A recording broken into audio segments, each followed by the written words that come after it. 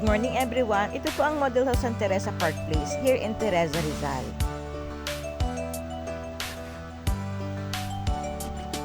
And now, ito naman po, dito po itatayo ang Teresa Park Place.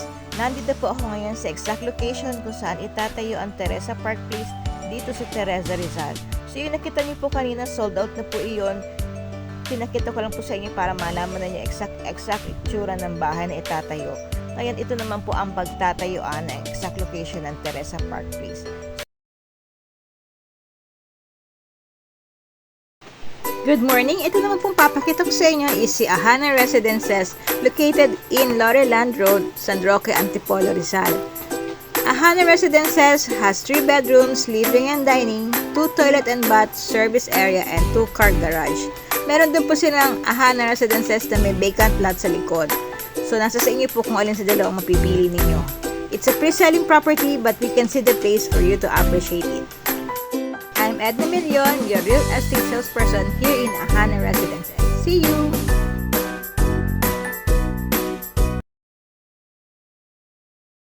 Good morning! Andito po tayo ngayon sa Santo Tomas, Batangas, San Pablong, Nayon, Santo Tomas, Batangas. Andito po tayo sa subdivision ng Valle Pio para tingnan ang binuksan nilang property. Ito po yung model house na itatayo dito sa Valle Pio. Pangalan po niya is Eustachio. Meron po siyang lot area na 50 square meter to 54 square meter and then floor area na 52.5 square meter.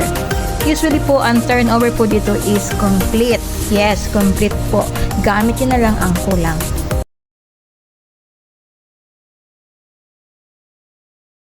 Good morning everyone! Ito naman po papakita ko sa inyo is Landcrest Residence located po ito sa Barangay Don Bosco, Parañaque City. It's a townhouse type, complete turnover na po siya sa inyo pag binigay. May tiles na po siya, may bedroom partitions. Nandito po yan sa loob ng Landcrest Residence. Meron po siyang 3 bedrooms, 2 toilet and bath, and then kaya po ng 2 car garage yung kanyang harap ng bahay.